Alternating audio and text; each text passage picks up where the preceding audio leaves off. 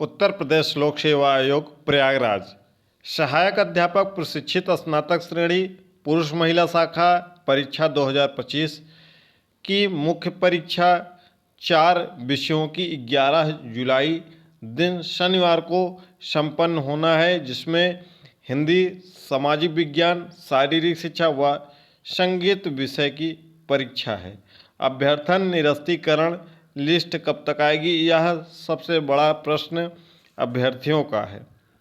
हिंदी में क्या अंग्रेजी की तरह साहित्य शब्द जोड़ा जाना अनिवार्य होगा, उस संदर्भ में भी क्या नोटिस आएगी। संस्कृत के लिए क्या नोटिस आएगी, उर्दू के लिए भी क्या नोटिस आएगी, इन सब के बारे में भी डिटेल से जानेंगे। नमस्कार, आप देख रहे हैं प्रयागराज एजुकेशन, आप सभी का स्वागत है। कंप्यूटर विषय की भी परीक्षा 16 अगस्त को संपन्न होनी है। कुल 15 विषयों की परीक्षाएं संपन्न होनी है, जिसमें से 10 विषयों की परीक्षा संपन्न हो चुकी है। उसके प्रश्न पत्र आपको यूट्यूब चैनल पर प्लेलिस्ट बना हुआ है, एलटी ग्रेड मेंस, ठीक है। प्रश्न पत्र आप उसको ज़रूर एक बार सरसरी तौर पर देख लीजिएगा कि प्रश्न कैसे आ रहे हैं। जो भी अभी तक प्रश्न पत्र हुए हैं, बहुत अच्छे लेवल के प्रश्न आए हैं। ख़ास तौर पर अगर हम हिंदी की बात करें तो हिंदी वालों को एक बार संस्कृत का प्रश्न पत्र और अंग्रेजी का प्रश्न पत्र देख लेना चाहिए, क्योंकि भाषा का जो पैटर्न है उसी पैटर्न पे आपको हिंदी विषय का भी देखने को मिलेगा। सामाजिक विज्ञान, शारीरिक शिक्षा, संगीत की भी परीक्षा 11 जुलाई को संपन्न होनी है। कंप्यूटर के लिए अभी मुख्य परीक्षा के लिए आवेदन नहीं हुए हैं, जल्द ही उम्मीद है कि इसका भी मुख्य परीक्षा के लिए आवेदन हो जाएगा। आपको अतिरिक्त समय मिला है, ख़ास तौर पर हिंदी वालों को तो लगभग 2 महीने का अतिरिक्त समय मिला है। इस अतिरिक्त समय का सदुपयोग करिए। सामाजिक विज्ञान, शारीरिक शिक्षा व संगीत के अभ्यर्थियों को भी 1 महीने का अतिरिक्त समय मिला है पुरानी परीक्षा तिथि के हिसाब से। तो उस समय का सदुपयोग करते हुए बेहतर से बेहतर करने का प्रयास करें और पाठ्यक्रम के हर एक पॉइंट को कवर करें और प्रश्नों को सरल, मध्यम, कठिन हर तरीके के प्रश्न को समावेशित करते हुए और उसका लिखने का अधिकतम प्रयास करें। कम से कम प्रतिदिन अभी आपके पास लगभग 24 से 25 दिन का समय बचा हुआ है, क्योंकि एक दिन पहले आपको परीक्षा के संदर्भ में और भी तैयारियां करनी होती, तो 24 दिन का समय बचा है। प्रतिदिन आप कम से कम 6 घंटे लिखने का जरूर अभ्यास करें। ज़्यादा से ज़्यादा प्रश्नों को पुटअप करें।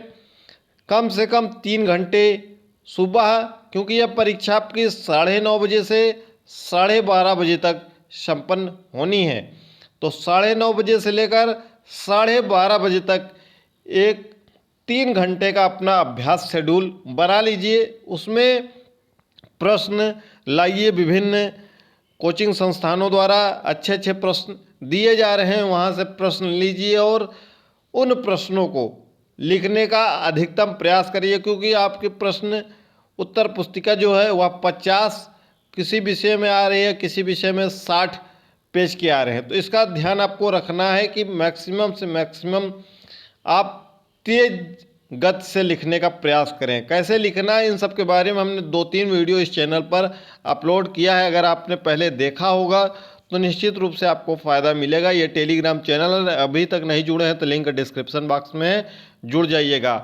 अभ्यर्थन निरस्त सूची कब तक आएगी, हम इसकी बात कर लेते हैं। तो देखिए, अभ्यर्थन निरस्तीकरण की जो सूची है वह आपका हिंदी और सामाजिक विषय का 23 या 24 जून को आ सकता है। कारण क्या है, 23 या 24 को अगर नहीं आया तो या फिर 29 और 30 जुलाई को आएगा। 29 या 30 जुलाई को आएगा, उसके बीच में नहीं आएगा। तो आपको 4 दिन ऑफिशियल वेबसाइट उत्तर प्रदेश लोक सेवा आयोग की चेक कर लेना है, ठीक है। 23 और 24 को आ सकता है। कारण है कि 26 को मुहर्रम है तो छुट्टी है, 27 को चौथा शनिवार है छुट्टी है, 28 को रविवार है छुट्टी है। तो 25 को आयोग देगा नहीं, क्योंकि जब छुट्टी प्रारंभ होने वाली रहती है तो ऐसा निरस्तीकरण सूची नहीं आती है। तो 23 या 24 को आ जाएगा, या फिर 23-24 को नहीं आएगा तो फिर आप वेबसाइट देखना बंद कर दीजिएगा। 23 और 24 को रात को 10 बजे के आसपास में एक बार चेक कर लीजिएगा, ठीक है, ताकि आपका समय बच सके। समय बचाने के लिए बता रहे हैं हम। फिर सीधा आप 29 को देखिएगा, 29 और 30 को, उसके बाद आ सकता है 29, 30, 1, मैक्सिमम टू मैक्सिमम 2, मैक्सिमम की बात कर रहे हैं। वैसे 30 तक आ जाएगा सभी विषयों का, चाहे वह हिंदी हो, सामाजिक विषय हो, संगीत हो, शारीरिक शिक्षा, सभी विषयों का आ जाएगा। अभ्यर्थन क्यों निरस्त हो रहा है? बहुत सामान्य सा, अगर आपका डाक द्वारा नहीं पहुंचा है या कोई डॉक्यूमेंट में कमी है, जैसे आपने कैटेगरी सर्टिफिकेट, अगर कैटेगरी के बिहाफ पे आप उत्तीर्ण हुए हैं और कैटेगरी आपने नहीं लगाया है तो उसके बिहाफ पे आपका हो सकता है, या आपने गलत वर्ग में फॉर्म भर दिया है, पुरुष महिला एक्सचेंज कर दिया है तो उस पर निरस्त हो जाएगा, या कोई आपका डॉक्यूमेंट नहीं होगा तभी। बाकी अगर आपको सब कुछ सही है तो कोई दिक्कत नहीं है। हिंदी वालों के लिए इंटरमीडिएट में संस्कृत अनिवार्य है। अगर आपका इंटरमीडिएट में संस्कृत नहीं है तो निश्चित रूप से आपका निरस्त होगा, इसीलिए क्योंकि हिंदी में अभ्यर्थियों की संख्या ज़्यादा थी और उनका निरस्तीकरण लिस्ट नहीं तैयार हो पाया था, इसीलिए इनको 2 महीने का अतिरिक्त समय मिल गया। तो उस अतिरिक्त समय का लाभ उठाएं। हिंदी, संस्कृत, उर्दू में साहित्य शब्द नहीं जोड़ा जाएगा। साहित्य वाला ऐसा कोई वो कॉन्सेप्ट नहीं है। आप विज्ञापन देखेंगे ELT ग्रेड का तो उसमें साहित्य नहीं लिखा है, अंग्रेजी में केवल लिखा है कि अंग्रेजी साहित्य होना चाहिए ग्रेजुएशन में। कई अभ्यर्थियों का कमेंट आ रहा था जिस दिन अंग्रेजी का लिस्ट आया था, क्या हिंदी के साथ भी ऐसा होगा, संस्कृत के साथ भी ऐसा होगा, उर्दू के साथ भी होगा? तो ऐसा बिल्कुल नहीं होने वाला है, ठीक है। चाहे आपका हिंदी साहित्य से हो या आपका हिंदी भाषा हो, कोई दिक्कत नहीं है, केवल उसमें हिंदी कहा गया है, ठीक। तो हिंदी कहा गया तो साहित्य हो, भाषा हो, कोई दिक्कत नहीं होने वाली। लेकिन आपका ग्रेजुएशन में अगर संस्कृत है और इंटरमीडिएट में नहीं है तो आप बाहर हो जाएंगे। इंटरमीडिएट में संस्कृत होना अनिवार्य है। अभ्यर्थन निरस्तीकरण के विरुद्ध आपको अपील विषयक प्रत्यावेदन देना होगा, जो कि 2 दिन, 4 दिन, 6 दिन, जितना भी आयोग समय देगा वह समय सुनिश्चित होगा, उसमें मेंशन रहेगा। जैसे ही निरस्तीकरण सूची आएगी आपको टेलीग्राम चैनल लिंक है डिस्क्रिप्शन बॉक्स में, वहाँ उपलब्ध करा देंगे। साथ ही साथ यूट्यूब पर सबसे पहले यहाँ पर वीडियो मिल जाएगी। एडमिट कार्ड कब तक आएगा? परीक्षा केंद्र कहाँ होंगे?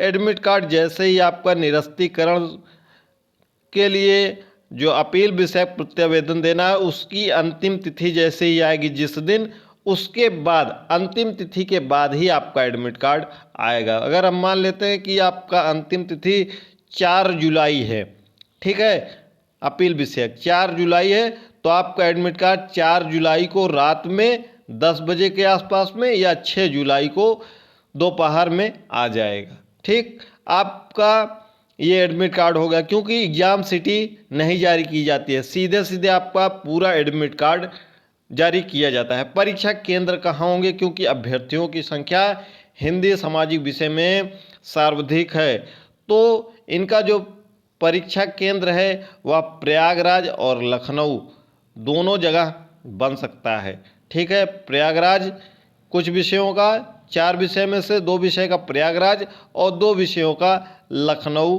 बनाया जा सकता है। ये आपके एडमिट कार्ड पर मेंशन होगा।